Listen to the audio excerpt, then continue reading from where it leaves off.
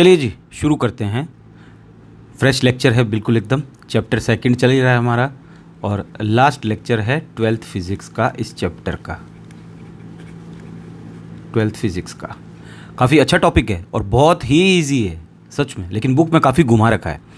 कह रहा है equilibrium of charged soap bubble, साबुन के आवेशित बुलबुले का संतुलन। अच्छा, इसको सीखने के लिए आपको बच्चा बनना पड़ेगा बिल्कुल एकदम। डायग्राम बनाते रहो और एक एक चीज़ को नोटिस करते रहो कि कौन कहाँ जा रहा है, बस सबसे इंपॉर्टेंट ये। ठीक है, तो साबुन के बुलबुला बनाना है पहले तो हमें, और बाद में आवेशित करना है। ठीक है, पहले हम साबुन का बुलबुला देखते हैं क्या कहता है।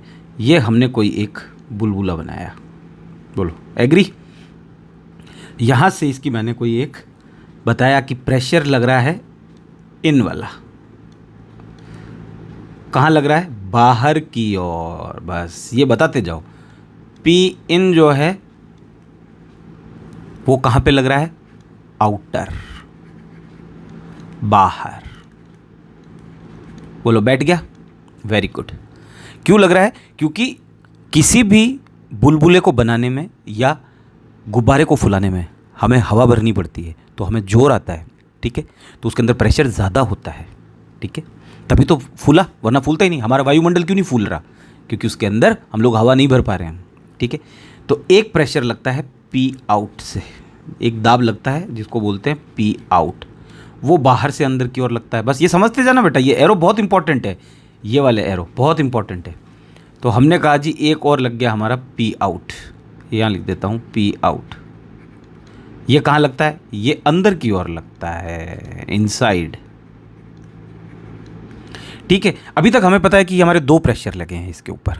तो इससे अब हम ये कह सकते हैं कि ये जो आउट वाला है ये एटमॉस्फेरिक प्रेशर होता है, जो हमारे वायुमंडल में होता है। वायुमंडल में दाब, वायुमंडलीय दाब बोलते हैं, एटमॉस्फेरिक प्रेशर। ठीक है, और ये है जो हमने दिया, उसको भर दिया उसको, तभी तो फूला है वो। समझ में आया? अब जैसे इसको फोड़ेंगे, गुब्बारे को फोड़ोगे तो हवा कहाँ निकलेगी? ये वायुमंडल में तो आ जाएगी, सब यहाँ फैल जाएगी, हमारे वायुमंडल में इसके चारों तरफ फैल जाएगी, है ना। इसका मतलब प्रेशर अंदर जो है और एक प्रेशर बाहर है। तो साबुन के बुलबुले के आंतरिक पृष्ठ पर यहाँ पे वायु का दाब बाह्य पृष्ठ पर उपस्थित वायुमंडल दाब से अधिक होता है। इंग्लिश वाले सुनो, the pressure of air in the internal surface of the soap bubble is more than that the atmospheric pressure present on the external surface. यानी इससे हम क्या सीखे हैं कि इंपॉर्टेंट इक्वेशन बनाते जाओ। पी इन जो होगा, दाब जो अंदर वाला होगा, वो ज़्यादा होगा पी आउट से। बोलो कोई प्रॉब्लम है? नहीं, क्योंकि हवा भरी है उसके अंदर। वो बुलबुला तभी बना जब उसके अंदर कोई प्रेशर दाब ज़्यादा था। बैठ गया। अच्छा, अब हमें क्या चाहिए? संतुलन चाहिए, एक इंपॉर्टेंट चीज़ इक्विलिब्रियम। हमें चाहिए इक्विलिब्रियम लाना है इसको, ब्रियम, संतुलन। संतुलन की कंडीशन क्या कहती है बेटा? जब तक हमने अभी तक पढ़ी है जितनी, तो हम लोग क्या करते हैं संतुलन के अंदर, फोर्स आता है तो फोर्स को जीरो कर देते हैं, यहाँ प्रेशर आ रहा है प्रेशर को जीरो कर देंगे, वर्क आ रहा है वर्क को जीरो कर देंगे। इक्विलिब्रियम कंडीशन तभी होती है जब कोई चीज़ जीरो होती है। तो यहाँ पे प्रेशर ही प्रेशर चल रहे हैं, तो हम ये बोल रहे हैं कि हमें प्रेशर को जीरो करना है, इक्विलिब्रियम पे लाना है। लेकिन ये तो इक्विलिब्रियम आया नहीं। क्यों नहीं आया? क्योंकि पी इन ज़्यादा हो रहा है पी आउट से। बोलो बैठ गया ये तो, कि क्यों हुआ इन? क्योंकि इसके अंदर हवा भरी है भाई। एक टायर है गाड़ी के अंदर, उसके अंदर हवा भरी हुई है, तो प्रेशर ज़्यादा होगा वायुमंडल से, क्योंकि बाहर जो प्रेशर है वो कम प्रेशर है। जैसे ही तुम उसको फोड़ोगे टायर की, हवा बाहर निकलेगी नहीं निकलेगी? इसका मतलब ऐसा मानते हैं, और मानते क्या होता है, प्रेशर अंदर ज़्यादा होता है। ठीक है, यहाँ तक तो ये तुम्हारे जो भी थी निकल गई सारी की सारी दिमाग से कि पी इन ज़्यादा क्यों है, इसीलिए वो फूला है, वरना वो फूलता ही नहीं। वो बुलबुला भी इसीलिए बना है, बबल। बबल हमारे साथ एक लड़की पढ़ती थी यार, बबल नाम की थी, देख लो उस टाइम पे, काफ़ी अच्छा नाम है बबल। चलो आगे देखते हैं। अब अगर मैं पी इन में से माइनस करूं पी आउट, तो क्या आ जाएगा? तो आ जाएगा पी एक्सेस। क्या है ये पी एक्सेस? क्यों आया ये? इसको बोलते हैं दाब आधिक्य। ये क्यों आया? अब देखो समझो, कुछ भी नहीं है ये। इसका कहने का मतलब ये है कि पी इन ज़्यादा है और पी आउट कम है। जब ज़्यादा में से कम माइनस करोगे तो कुछ आएगा, तो उसको हमने क्या बोलते हैं? वो दाब आधिक्य है। दाब आधिक्य कैसे हुआ? ये तराजू है, ये लो तराजू है, ये प्लेट रखी हुई है तराजू पे, ये इधर भी प्लेट रखी हुई है तराजू पे। ये बराबर कब आएंगे बेटा? जब दोनों बराबर होगा। लेकिन एक ज़्यादा आ रहा है तो ये तो लटकना पड़ेगा इसको, एक को। ये लटक गया ऐसे, समझ में आ रहा है? ये ज़्यादा है, ये कम है, इसलिए हवा में ऊपर उठा हुआ है, तो इसीलिए इसको नाम दे दिया हमने पी एक्सिस। यहाँ से दाब अधिक आ गया इसके अंदर। यहाँ तक आ गया क्लियर? ये पी एक्सिस कैसे आया कि पी इन में से जब हम पी आउट माइनस करेंगे तो कोई वैल्यू आएगी कि नहीं आएगी, तो उसको हमने नाम दे दिया सिर्फ पी एक्सिस। अच्छा, इसको समझना बहुत इंपॉर्टेंट है। पी एक्सिस कहाँ से आया? इसका मतलब हम ये कह रहे हैं कि पी इन ज़्यादा है और पी आउट कम है। कम माइनस कर दिया ना, तभी तो हमने, तो पी एक्सिस आ गया हमारा। ये पी एक्सिस कहाँ लग रहा है? ये भी हम कह रहे हैं बाहर की ओर, तो ये यहीं लिखो वापस, पी एक्सिस दाब आधिक्य। ये कहाँ लग रहा है? ये भी बाहर की ओर लग रहा है। कैसे? आउटर। ये लो कैसे लगा, क्योंकि ये कहीं पी इन में ही था, दबा हुआ था, छुपा हुआ था। ये बहुत बड़ा देखो, अंदर जो है वो 10 है, बाहर 5 है। 10 में से 5 माइनस किया तो क्या आया, या बाहर 6 ले लो, 7 ले लो, बोलोगे आधा था क्यों कर रहे हो, 7 ले लिया, 7 ले लेते। 10 में 7 किया तो क्या बचा? 3 बचा। ये 3 आया किस वजह से? क्योंकि अंदर ज़्यादा था तभी तो आया। तो अंदर कौन था? पी एक्सिस भी अंदर ही था। वो कहाँ मार रहा था प्रेशर? वो भी बाहर की तरफ ही मार रहा था, तो ये लिख दिया। ये इंपॉर्टेंट चीज़ है, ये भी बाहर की तरफ, ये भी बाहर की तरफ, लेकिन पी आउट जो है वो अंदर की तरफ लग रहा है। बस मैंने यही बोला तुम्हें कि तुम्हें इसमें डायग्राम बहुत बनाने पड़ेंगे। ये कहाँ लग रहा है? बाहर की ओर, आउटवर्ड, बाहर की ओर। इसको समझना, ठीक है? ये कुछ नहीं, कोई वैल्यू नहीं है ये तो पी एक्सिस दाब अधिक हम बोल रहे हैं कि इतना अधिक लग रहा है दाब इस पे, ठीक है? अंदर से बाहर वाला बेचारा कम लगा रहा है। अब हमने एक डायग्राम और बनाया और हमने ये बोला कि एक, अब सब कुछ छोड़ दो, भूल जाओ, बिल्कुल भूल जाओ सब कुछ। अब हमने बोला कि कोई भी बुलबुला जो होता है या कोई भी सतह होती है, सरफेस जो होती है, उस पर एक टेंशन लगता है। क्या लगता है? टेंशन लगता है, फोर्स होता है, टेंशन, टेंशन, तनाव। कहाँ पे लगता है? सरफेस टेंशन बोलते हैं, पृष्ठ पे लगता है उसकी, पृष्ठ तनाव। इसको लिखते कैसे हैं? एस से लिखते हैं, ठीक है? सिंबल तो इसका एस है, लेकिन हम लोग जनरली किससे लिखेंगे? टी से लिखते हैं। तो हमने क्या बोले? Surface tension. ये रहा सरफेस टेंशन। हम लिखेंगे किससे? इसको टी से लिखेंगे। लिखते इसको एस से हैं, लेकिन पूरा बोल दिया सरफेस टेंशन, लेकिन हम टी से लिखेंगे, ठीक है? तो एक और लग रहा है इस पर। कोई भी बुलबुला होता है, कोई भी ऐसी चीज़ होती है, बुलबुला हुआ, पानी का हुआ, गुब्बारे का हुआ, साबुन का हुआ, उस पर एक फोर्स लगता है, सरफेस टेंशन। वो कहाँ लगता है? अंदर की ओर लगता है। तो हमने इसको नाम दे दिया जी पी टी। कौन सा प्रेशर दे दिया? टेंशन प्रेशर, ठीक है? तनाव लग रहा है, दाब, ठीक है? बैठ गया। ये कहाँ लग रहा है? एक और लग रहा है, यहाँ पे नाम डालो, पीटी।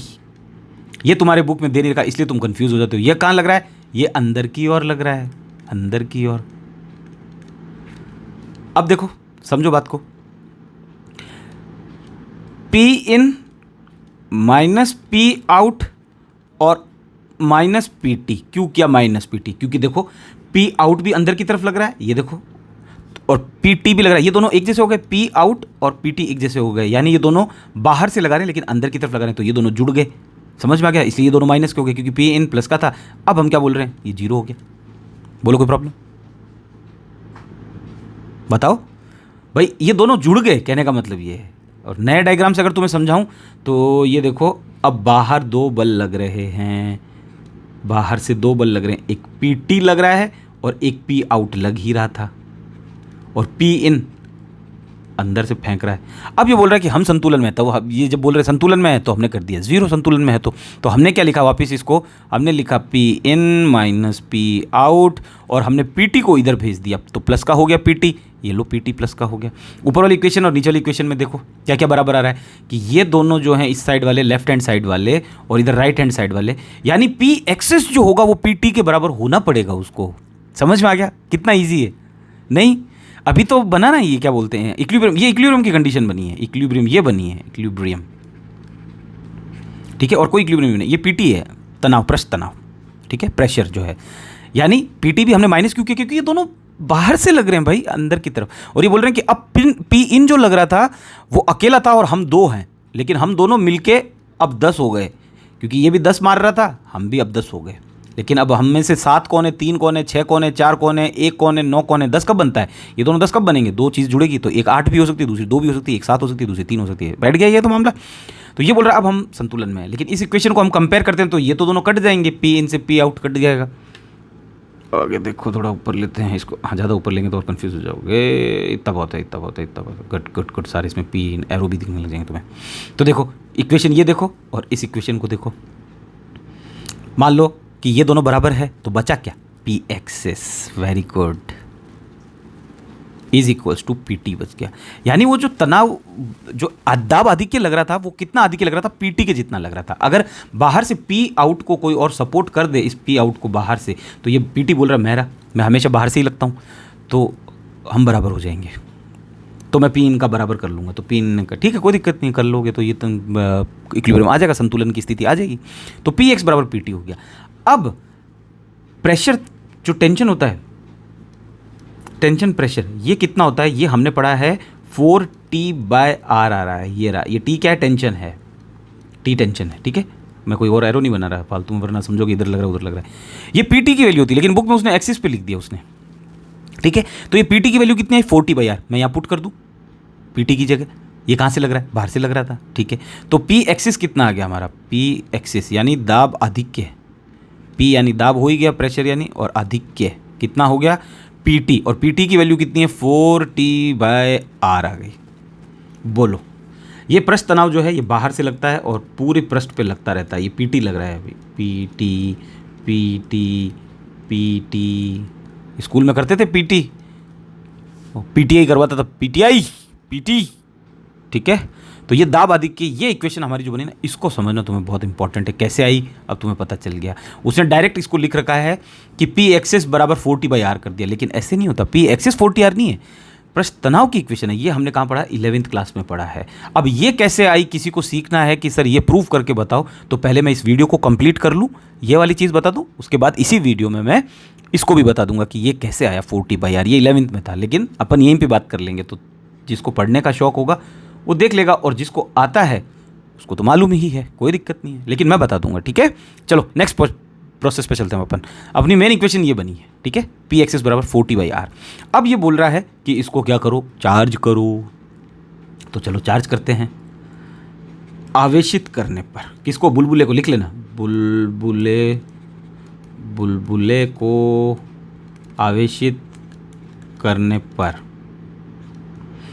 ठीक है। इंग्लिश वाले कैसे लिखोगे, now charge the bubble by the surface charge density. बुलबुले को आवेशित करने पर, किससे, पृष्ठ तनाव से, पृष्ठ आवेश घनत्व से, क्या पृष्ठ तनाव, पृष्ठ आवेश घनत्व से, पृष्ठ आवेश घनत्व कैसे लिखते हैं, सिग्मा से। बोलो कोई प्रॉब्लम है, नहीं, तो चलो आगे चलते हैं। यहाँ तक तो तूने सीख ही लिया, आगे और डायग्राम बनाते रहो। अब मैंने साबुन के बुलबुले को जी चार्ज कर दिया, ये लाइन लिख के मैंने कहा ये रहा मेरा बुलबुला। अब देखना नई प्रॉब्लम खड़ी हो जाएगी। अभी तक तो हमने कर दिया इसको संतुलन की स्थिति में, ये संतुलन है, ये भी P एक्सिस वाला, ये भी संतुलन की स्थिति में, ठीक है। लेकिन अब ये बोल रहा है कि चार्ज करो, तो फिर गड़बड़ हो जाएगी, समझ पा रहे हो कि तराजू में फिर वजन कम ज़्यादा हो जाएगा। तो हमने इसको चार्ज किया, और किसी भी कंडक्टर को जब, चालक को जब चार्ज देते हैं तो सारे उसकी सतह पर आ जाते हैं, तभी हम क्या निकालते हैं, पृष्ठ आवेश घनत्व, कौन, सिग्मा। सरफेस चार्ज डेंसिटी क्यों निकाली, क्योंकि जब हम कंडक्टर को चार्ज करते हैं तो सारे चार्ज कहाँ आ जाते हैं, उसके सरफेस पे आ जाते हैं, तो हमने इसको चार्ज कर दिया। अब समझो, जैसे ही इसको चार्ज किया तो प्रेशर कहाँ लगता है, इससे पहले वाले टॉपिक में हमने पढ़ा था कि एक इलेक्ट्रिक प्रेशर भी होता है, जो कहाँ लगता है, बाहर की ओर लगता है, अंदर से बाहर की ओर। तो मैंने इसको यहाँ दिखा दिया, लेकिन अपन को यहाँ दिखाना है, ये PE जो है ना, ये ऐसे लग रहा है, यानी P इन अंदर बैठा था, वो भी लगा रहा था, और अब PE भी आ गया। अब बताओ क्या करें, अभी तो बड़ी मुश्किल से तो हमने इसको बैलेंस किया है यार, इक्विलिब्रियम किया है, संतुलन किया है। तो PE कहाँ लगता है, आउटर, बाहर की ओर लगता है, बाहर की ओर। ये इलेक्ट्रिक प्रेशर होता है, विद्युत दाब होता है, जो हम इससे पहले पढ़ के हैं। इसकी वैल्यू कितनी होती है, 1/2 एप्सिलॉन नॉट E स्क्वायर। एक तो ये होती, अगर किसी को पसंद नहीं आए तो एक ये भी होती है, sigma square upon 2 epsilon not. दोनों में से जो लेना चाहो ले सकते हो, कोई प्रॉब्लम नहीं है। तो अब ये कहाँ लग रहा है, ये अंदर से बाहर की ओर लग रहा है, तो ये इधर ही तो आएगा, इसमें जुड़ जाएगा P एक्सिस में। समझ में आया, क्योंकि 40/R तो कहाँ लग रहा था, बाहर से लग रहा था, ये अंदर से लग रहा है। तो अंदर देखो कितने लगे, P इन लगा, P और PE लगा, और इधर से कौन कौन लग रहा था, P आउट लग रहा था एक तो, और एक PT लग रहा था। तो P इन पी टी और पी आउट मिलके तो बैलेंस हो गए थे, लेकिन अब अंदर एक और आ गया, पी ई आ गया। ये कैसे पता चला? क्योंकि ये हमने पहले डेरिवेशन पढ़ा था, उसमें हमने कहा था कि एक प्रेशर होता है जो बाहर की ओर लगता है, कौन सा? विद्युत दाब बोलते हैं इसको, इलेक्ट्रिक प्रेशर बोलते हैं, बाहर की ओर लगता है। तो अंदर दो आ गए, यहाँ तो हम बैलेंस करके आ गए थे। तो अब अंदर देखो पी इन की तरफ ये जुड़ जाएगा, और पी इन अब हमने सब खत्म करके हमने तो एक्सिस में निकाल के 40/R कर दिया। तो हम क्या बोलेंगे? पी एक्सिस यानी पी आधिक्य के अंदर ये इतना पी ई और जुड़ गया, और ये बच गया 40/R। लेकिन ये तो कंडीशन हुई नहीं, बैलेंस कैसे नहीं हुई?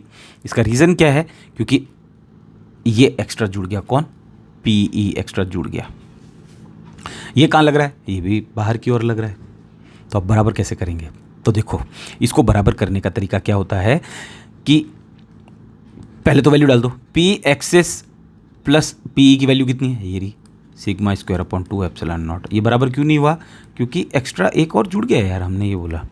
अब देखो ढंग से समझना बात को। इस केस में एक्सिस बोल रहा है मुझे 0 कर दो, तो तुम बराबर हो जाओ। कैसे? मान लो किसी ने, तुमने बोला कि तुमने और चार्ज दिए इसको, साबुन के बुलबुले को और आवेशित किया, और आवेशित किया, तो कौन बड़ा बेटा? पी तो था ही, एक पी बोल रहा है मैं और अंदर आ रहा हूँ भाई, मुझे और प्लस को बुलाया गया है। फिर तुमने और चार्ज किया इसको, ये और चार्ज किया, जो सारे इसके सतह पे आ गए, तो पी बोल रहा है मुझे और चार्ज किया भाई इन्होंने। फिर हमने और चार्ज किया, तो और पी ई एक और आ गया। तो ये पी बोल रहा है मुझे कितना, साबुन बुलबुला बोल रहा है मुझे कितना चार्ज करोगे यार? एक कंडीशन ऐसी आ जाएगी फिर मैं फूट जाऊँगा, फिर क्या करोगे? ये क्या तमाशा बना रखा तुम लोगों ने? ठीक है, तो मुझे उस हिसाब से चार्ज करो। तो देखो ढंग से समझो बात को, हमने और चार्ज दिया, चार्ज और दिया, तो पी एक्सिस थोड़ा कम होगा। फिर और चार्ज दिया तो ये कम होगा, फिर और चार्ज दिया तो ये कम होगा। बोलो, ये बढ़ता रहेगा तो ये कम हो जाएगा, क्योंकि एक्सिस क्या है? दाब आधिक्य कब आया था? जब पी इन ज़्यादा था और पी आउट कम था। अब हम उसको और चार्ज कर रहे हैं, तो पी इन मिल के बना किससे था? तो हमने कहा कि P in minus P out किया, तब दाब आधिक्य आ गया, उसको नाम दे दिया हमने पी एक्सिस दे दिया। ठीक है, कितना आया था पी एक्सिस? पता नहीं, पी इन में से बस पी आउट माइनस करना था तो कुछ पी एक्सिस आ जाता। लेकिन हम ये बोल रहे हैं कि अब हम एक्सिस को, भाई इसको बढ़ा रहे हैं, इसको भी बढ़ाएंगे तो कैसे चलेगा? तो फूट जाएगा सब कुछ, मामले बैठेगा नहीं, बैलेंस भी नहीं होगा। तो हम क्या बोल रहे हैं, इसको बढ़ाया है हमने 3 बार चार्ज किया इसको। एक बार पहले दे दिया, तब मैंने ये लिख दिया ये वाला एरो, फिर हमने और चार्ज किया दूसरी बार, ये रे प्लस प्लस प्लस, तो मैंने एक और लिख दिया, फिर एक बार चार्ज किया, एक बार और किया, तो मैंने कहा फिर इसको भी किया। तो एक कंडीशन ऐसी आ जाएगी कि पी एक्सिस क्या हो जाएगा? 0 हो जाएगा, दाब आधिक्य 0 हो जाएगा। कब हो जाएगा? मानो ये कितना है जुड़ के 10 है, तो देखो ये दोनों मिलके 10 हो रहे हैं। कैसे हो रहे हैं 10? ये तो था जी आपका 9 और प्लस 1 बैठ गया। एक्सिस कितना है? पी एक्सिस 9 है, और ये पी इलेक्ट्रिक कितना है? 1 है। अब देखो इक्वेशन चेंज कैसे होती जा रही है। मैंने इसको 1 की जगह 2 लिखा, तो इधर कितना हो गया? 8। अभी भी ये दोनों 10 हो रहे हैं मिलके। फिर मैंने इसको 3 किया तो ये क्या हो रहा है? 7। 4 किया तो ये कितना हो रहा है? 6। इसको 5 किया तो ये कितना हो गया? 5। लास्ट में करते करते मैंने इधर 1 कर दिया तो ये कितना हो गया? 9। लास्ट में मैंने इसको इधर 9 कर दिया तो ये कितना हो गया? 1। अभी भी 10 आ रहा है। हम इसको 10 कर दिया तो ये क्या हो गया? 0। ये पी एक्सिस बोल रहा है मुझे तो मतलब गेम से निकालना चाहते थे तुम। तो हमने कहा कि तू था ही कहाँ? पी इन था, पी ई था, इलेक्ट्रिक था, विद्युत था, लेकिन तू तो था ही नहीं। तेरे को तो हमने बस उसमें से माइनस किया, तब हमने कहा कि भाई इतना ज़्यादा लग रहा है, तब तू आ गया था, और फिर उसको हमने उससे बैलेंस कर दिया 40/R से, जो प्रश्न तनाव था। तो पी एक्सिस को हमें 0 करना है। ये 0 करेंगे तो चीज़ इक्विलिब्रियम में आ जाएगी फिर वापस। क्यों? क्योंकि देखो इस साइड बढ़ रहा है मामला, इस साइड लेफ्ट हैंड साइड बढ़ रहा है। ये 40/R बोल रहा है कि मैं भी आ गया, फिर भी तुम चार्ज कर रहे हो, तो फिर इक्विलिब्रियम कंडीशन ही नहीं आएगी। इसको एक्सिस को 0 करो।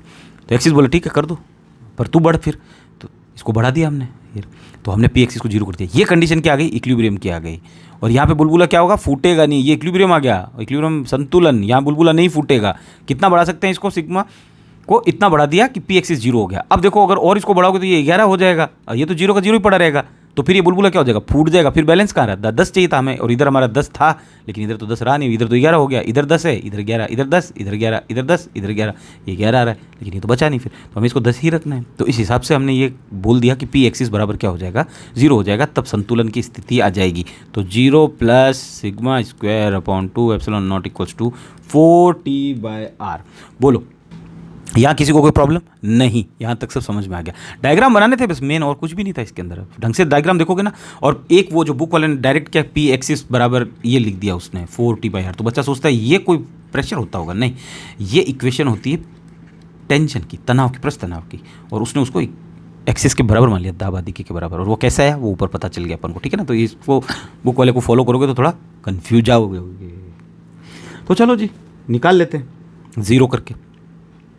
हम क्या बोल रहे हैं 4T/R, और हमने प्रेशर को एक्सिस को क्या कर दिया, जीरो कर दिया। यहाँ पे पुट करोगे तो जीरो प्लस ये आ जाएगा और ये आ गया, और फिर हमने पी एक्सिस जीरो कर दिया, बुलबुले को चार्ज भी कर दिया, और ये हमारा अब इक्विलिब्रियम कंडीशन आ गया। यहाँ बुलबुला नहीं फूटेगा, ये ध्यान रखना। तो चलो अब हम वैल्यू निकाल लेते हैं। किसकी निकाल रहे हैं वैल्यू, किसकी, रेडियस निकाल लेते हैं कि बुलबुले की त्रिज्या कितनी है, ये रही आर है, निकालते हैं इसको। तो आर बराबर क्या होगा, ये इससे गुणा हो जाएगा यानी सिग्मा स्क्वायर, और ये दोनों गुणा होके 4T/2ε0। बोलो कोई प्रॉब्लम है, नहीं। तो आर बराबर,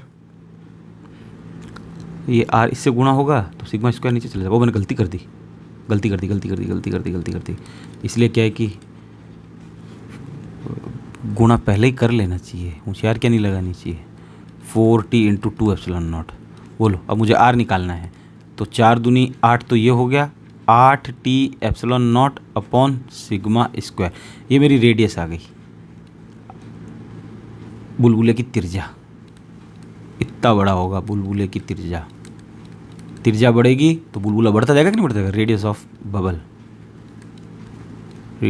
बबल।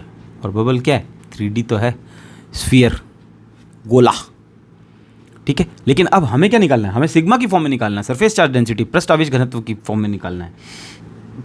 पृष्ठ आवेश घनत्व बुलबुले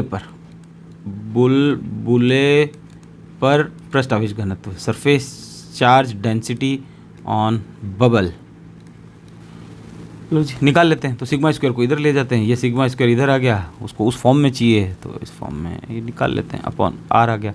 ये स्क्वायर हटाया तो इस पर क्या लग जाएगा, रूट लग जाएगा, इधर ही कर देता हूँ। सिग्मा बराबर 8T/0 अपॉन आर, और इस पे लगा दिया हमने रूट।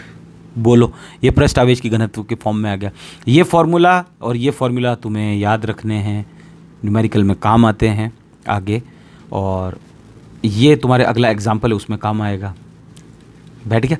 अब हम निकालते हैं आवेश। अगर हमें आवेश निकालना हो कि बुलबुले पर आवेश कितने थे, तो कैसे लिखेंगे, आवेश चार्ज ऑन बबल, बुलबुले पर आवेश लिख लेना है यार, बुलबुले पर आवेश कैसे निकालेंगे। Q बराबर क्या होता है, हमने पढ़ा है कि सरफेस चार्ज डेंसिटी पृष्ठ आवेश घनत्व क्या होता है, Q/A होता है, और Q क्या बन जाएगा, सिग्मा इंटू A। तो डाल दें सिग्मा इंटू A, एरिया किसका, बुलबुले का। बुलबुला क्या है, गोला है, गोले का क्षेत्रफल कितना होता है, एरिया 4πr²। बड़ा आर लिया है तो फिर बड़ा आर ही लेना, ठीक है, छोटा मत लेना, अलग अलग फिर कटेंगे नहीं। छोटा ले रहे हो तो छोटा सेम होने चाहिए, कहने का मतलब ये, ठीक है। तो Q इक्वल्स टू सिग्मा की वैल्यू डालो कितनी है, 8T/0 अपॉन आर, और इस पर रूट, और इंटू एरिया 4πr², ठीक है। और अब हम देखो क्या खेल रहे हैं कि Q इक्वल्स टू 4π को तो रूट के बाहर रहने दो, 8T/0 अपॉन आर, ये रूट के अंदर ही है, इंटू R² इधर बचा। मैंने कुछ नहीं किया, 4π को आगे लिखा है और R² को इधर रख के लिखा। अब देखो एक ढंग से एक चीज़ समझना, छोटी सी चीज़ है, ये तो R² तो था ही, अगर मैं इस पर एक स्क्वायर और लगाऊं और रूट लगाऊं तो क्या तुम लोगों को प्रॉब्लम है, तो तुम लोगों को नहीं सर, क्योंकि आपने दो काम कर दिया। मैथ्स हमेशा दो काम करवाती है हमसे, कि स्क्वायर लगाया तो रूट लगा दिया, और रूट हटाएंगे तो ये स्क्वायर हट जाएगा, क्योंकि रूट का मतलब क्या होता है 1/2, ठीक है, 1/2 कितना हो गया, R⁴ और रूट। बोलो कोई प्रॉब्लम नहीं है, लगा दो स्क्वायर और लगा दो रूट, ये लो। तो Q equals to 4π8T/0 upon R, ये पूरा रूट इंटू ये R⁴ हो गया और रूट भी आ गया इस पर। बोलो कोई प्रॉब्लम नहीं सर, कोई प्रॉब्लम नहीं है। तो Q इक्वल्स टू, आगे देखो इंपॉर्टेंट चीज़, 4π, ये R⁴ बोल रहा है यार, मुझे तुम अपने घर में डाल लो ना, ये इसका घर है, ये 8T/0 अपॉन आर का घर ये रहा, ये देखो सुंदर सा घर ये रहा, और R भी अपने घर में है। तो R बोल रहा है अपन दोनों का जब घर सेम है तो फिर दीवार तोड़ के पूरा एक ही कर लेते हैं ताकि दिक्कत नहीं हो, ये दीवार तोड़ दो मेरी, मैं तुम्हारे घर में आ जाता हूँ। तो बोले ठीक है आजा, कोई दिक्कत नहीं है, तो सेम है इसलिए। तो 8T/0 upon are into R⁴ और रूट उस पर लगा था, सबको एक में डाल दिया। कोई प्रॉब्लम नहीं। क्या आ जाएगा? क्यूब। ये लो, Q equals to 4π8T∁0 r की क्यूब का रूट। अब कोई बोलेगा सर यहाँ छोटा आर क्यों नहीं लिया? अरे बेटा कोई भी लो ना, ये गोला कोई भी लो, इसकी रेडियस, इसको चाहे छोटी आर बोलो और चाहे बड़ा आर बोलो, एक ही बात है, ठीक है। मैंने बड़े आर से कर दिया, बुक में छोटे आर से कर रखा, कोई फ़र्क नहीं पड़ता, कोई फ़र्क नहीं अलबत का, कोई फ़र्क नहीं बलबत का। तो ये तुम्हारा चार्ज आ गया कि तुम चार्ज कैसे निकालोगे किसी बुलबुले पे, साबुन के बुलबुले पे आवेशित है तभी तो, भाई आवेशित है तभी तो बैठ गया। अब अगर किसी को ये समझना है कि वो 4T/R कहाँ से आया है, तो उनके लिए ये वीडियो है, और बाकी जिनको आता है दे में go now and have fun guys. तो चलो सीखते हैं कि 4T/R कहाँ से आया। वाह वाह वाह वाह वाह वाह। देखो बेटा, सबसे पहले सरफेस टेंशन लिखो, सरफेस टेंशन, पृष्ठीय तनाव। अब हम क्या प्रूव कर रहे हैं? हम कर रहे हैं 4T/R कहाँ से आया, ठीक है। तो पृष्ठीय तनाव या सरफेस टेंशन, उसको लिखते तो S से हैं, लेकिन अब यहाँ ये T से लिख रहे हैं, कोई दिक्कत नहीं, T से लिख रहे हो तो T से लिख दो। पहले समझते जाना, उसके बाद अपन बात करेंगे, ठीक है ना। जो भी तुम्हारे सवाल आएंगे उन सवालों के जवाब मैं बाद में दूंगा। ये मैंने एक कोई गोला लिया, ठीक है, इस पे प्रेशर मारा, P प्रेशर, कोई प्रॉब्लम। इसकी रेडियस कितनी थी? R। इस पे प्रेशर लगा, कहाँ लगता है? फूलेगा तो बाहर की तरफ ही लगेगा, P इन तो बाहर की तरफ ही लगेगा, ठीक है। तो ये फूला, ये फूल के ऐसा हो गया, बोलो कोई प्रॉब्लम है? ये फूल गया, बड़ा हो गया गुब्बारा, अब ये हो गया। ये कितनी बढ़ गई? ये यहाँ से रेडियस, इसकी रेडियस ये तिरजा हो गई, मैं बोल रहा हूँ छोटा सा है लेकिन ΔR हो गई। बोलो कोई प्रॉब्लम है? भाई पहले हमारा गुब्बारा ये था, इसमें और प्रेशर दिया हमने, हवा भरी, तो ΔR और फूल गया। छोटे वाले की तिरजा कितनी है? रेडियस R, बड़े वाले की ΔR है। बोलो कोई प्रॉब्लम है? तो अब हमें क्या दिख रहा है कि इसमें कुछ फ़र्क आया है। इसका क्षेत्रफल कितना है? 4πr², गोले का, अंदर वाले का। बाहर वाले का कितना हो गया बेटा? 4πr + ΔR हुआ कि नहीं हुआ? ठीक है, और स्क्वायर तो लगा नहीं, 4πr²। चलो, तो क्षेत्रफल में कुछ वृद्धि हुई तो लिखो उसको, क्षेत्रफल में वृद्धि, इंक्रीज इन एरिया। बहुत इजी है, कोई फिजिक्स है ही नहीं इसमें, बस ये समझ लेना है, इंक्रीज इन एरिया।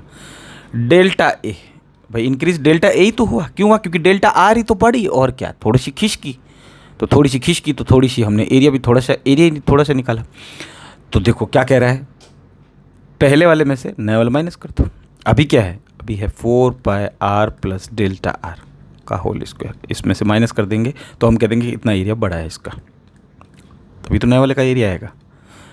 नए वाले का एरिया तभी तो आएगा पुराने वाले से, क्यों आएगा? क्योंकि हमने उसमें से ये माइनस कर दिया 4πr², ये इतना सा, ये आ जाएगा।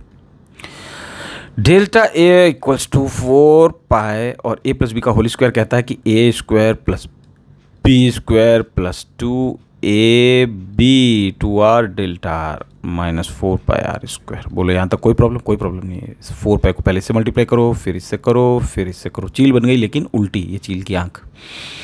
तो ΔA बराबर क्या आया मेरा?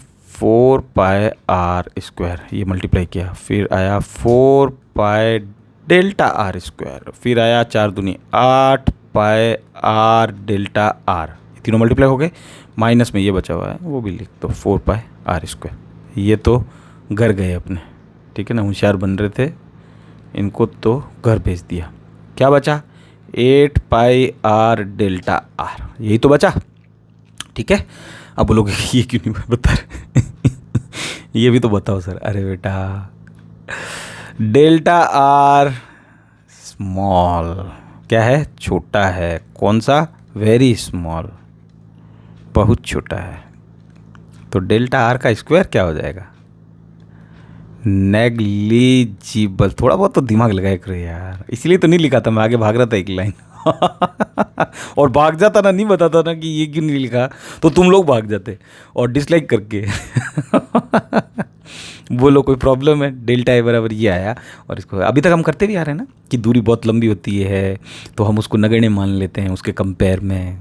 ऐसा तो है नहीं कि तुम लोगों को मालूम नहीं डेल्टा आर, क्योंकि पॉइंट का जब 1 है तो कोई नहीं, हमने कहा कि बहुत छोटा, ठीक है, लेकिन जैसे पॉइंट 1 का हमने स्क्वायर कर दिया, वर्ग कर दिया, तो ये और छोटी हो गई।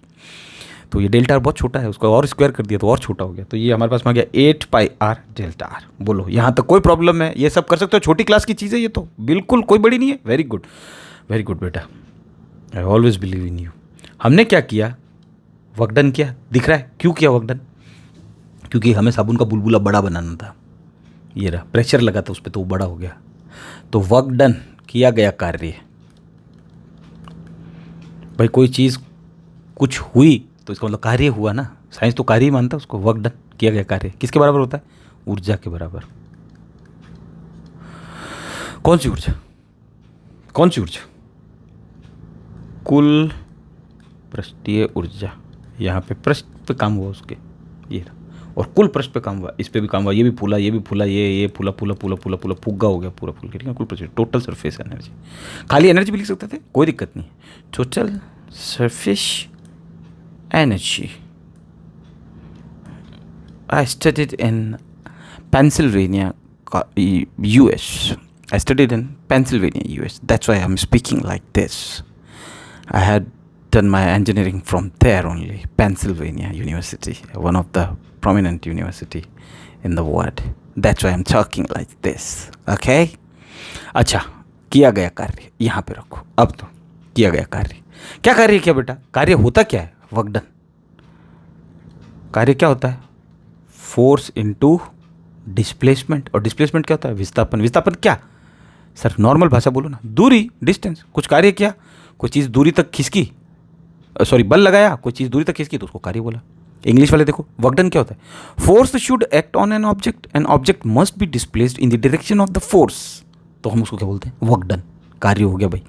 तुमने दीवार पे बल लगाया, क्या लगाया? बल लगाया। किस पे लगाया? दीवार पे। क्या दीवार खिसकी? नहीं खिसकी। तो दीवार नहीं खिसकी तो दूरी जीरो, तो वर्क डन क्या? जीरो। वर्क डन जीरो कब आया? दूरी जीरो। तो वर्क डन का फॉर्मूला तो यह क्या? अच्छा, प्रेशर का फॉर्मूला क्या होता है? प्रेशर भी आएगा, प्रेशर आ चुका है देखो, पी इन वाला बता दिया मैंने। तो प्रेशर का क्या होता है? दाब का फार्मूला क्या होता है? बल बचा क्षेत्रफल, प्रेशर और फोर्स अपॉन एरिया। एफ क्या आ जाएगा? पी इंटू ए। ये सब यहाँ पे कर लेते हैं साइड में काम पर। तो यहाँ वर्क डन का वैल्यू डाल दें, एफ इंटू डी। और टोटल कुल पृष्ठीय ऊर्जा कितनी है उसके अंदर? तो कुल पृष्ठीय बोल रहे हैं कि इस पे टोटल पे तनाव लग रहा है कि नहीं लग रहा है? टेंशन, तनाव सब पे लग रहा है, लग रहा है, लग रहा है, लग रहा है, लग रहा है, लग रहा है। क्या लग रहा है? टी लग रहा है। कहाँ लग रहा है? टी यहाँ भी लग रहा है, टी यहाँ भी लग रहा है, टी यहाँ भी लग रहा है, टी यहाँ भी लग रहा है, टी यहाँ भी लग रहा है, टी यहाँ भी लग रहा है, टी यहाँ भी लग रहा है, टी यहाँ भी लग रहा है। ठीक है, तो सबसे पहले तो टी लग रहा है, तो टी लगा दो। कितने पे लग रहा है बेटा? कितना एरिया है इसका? क्षेत्रफल कितना है? तभी तो जरूरत पड़ेगी क्षेत्रफल की। क्षेत्रफल निकाला क्या तुमने कहीं पे कि नहीं निकाला? सो रहे थे क्या? नहीं सो रहे थे सर, निकाला ना। 8 पाई आर डी आर निकाला हमने। पूरे सरफेस पे टी लग रहा है, पूरी पृष्ठ पे टी लग रहा है। और पूरी पृष्ठ कितनी? इतनी तो है, इतनी तो बड़ी भाई, हमने लगा दिया इनटू 2। बोलो आ गया समझ में? ये 2 कहाँ से आया ये बताओ सर, ये नहीं समझ में आया। बहुत इंपॉर्टेंट है, समझ रहे ढंग से।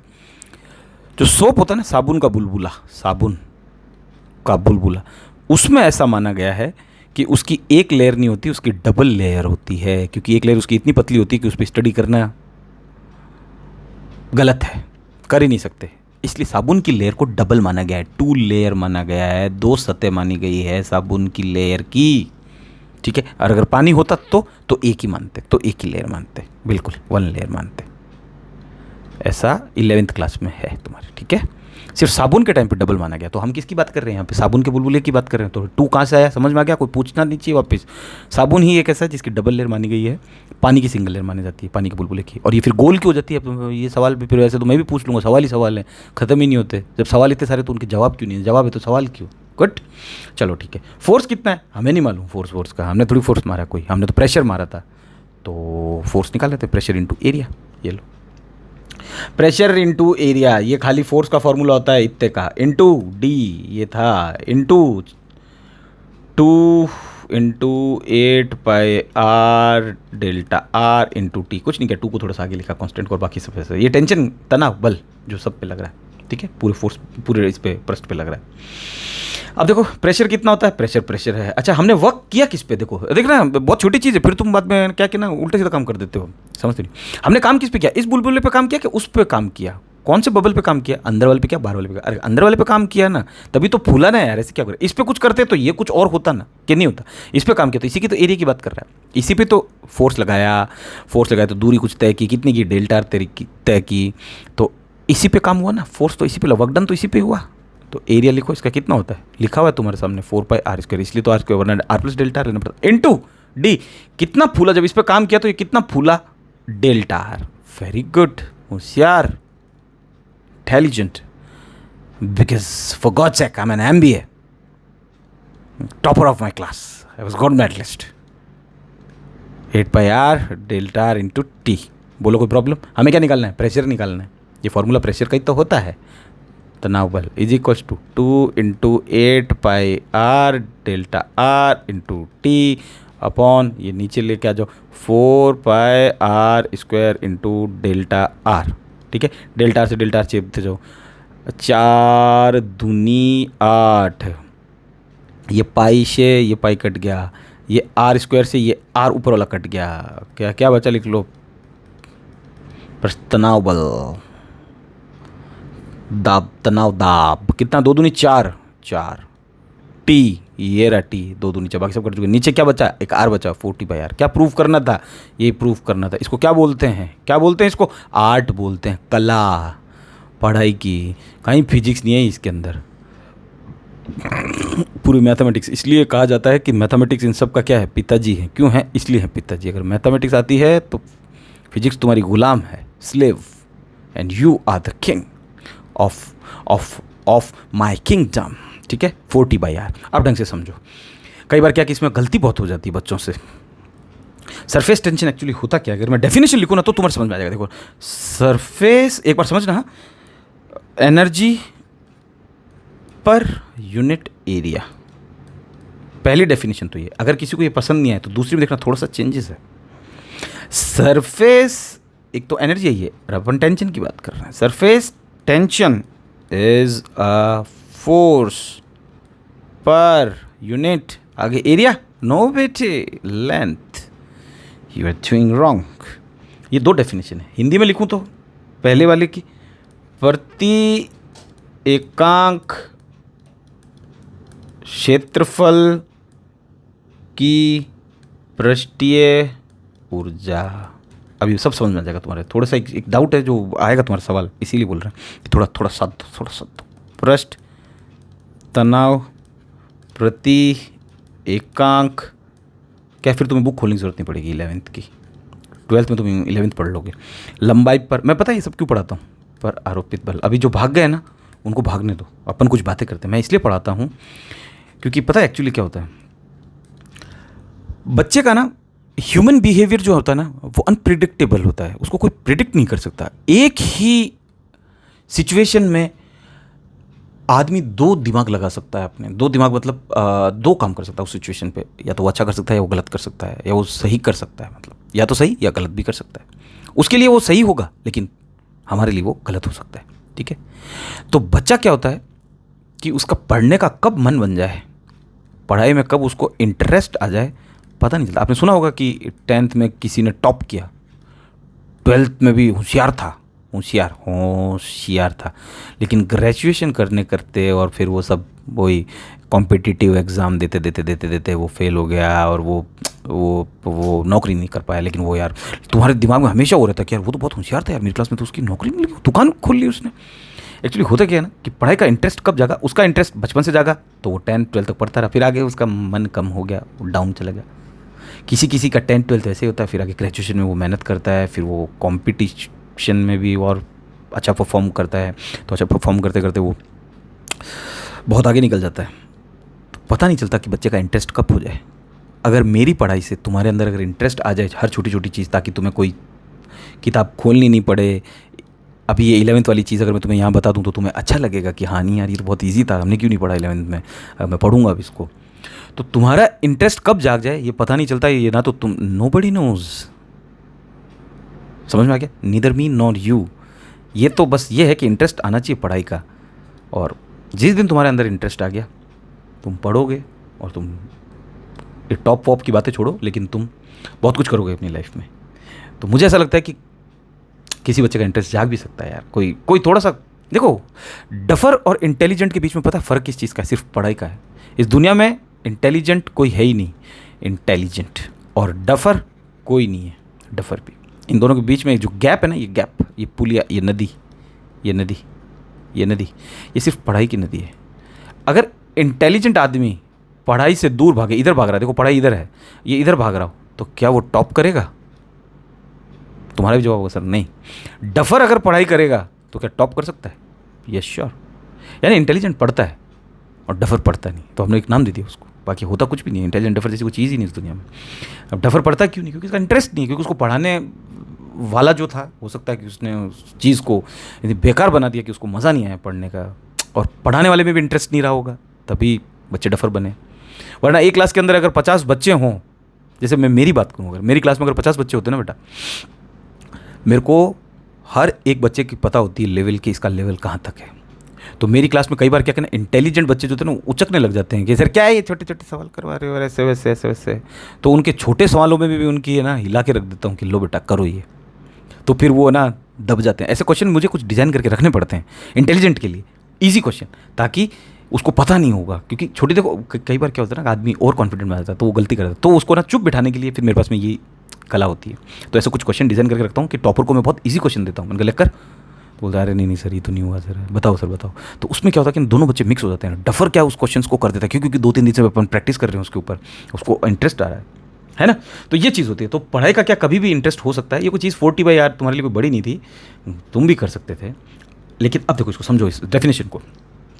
प्रति एकांक क्षेत्रफल, जब क्षेत्रफल लोगे तब तो बात किसकी आ रही है? ऊर्जा की आ रही है। यानी एरिया लोगे तो एनर्जी की लोगे। तो देखना एनर्जी क्या होती है, ढंग से समझना। एनर्जी क्या होती है?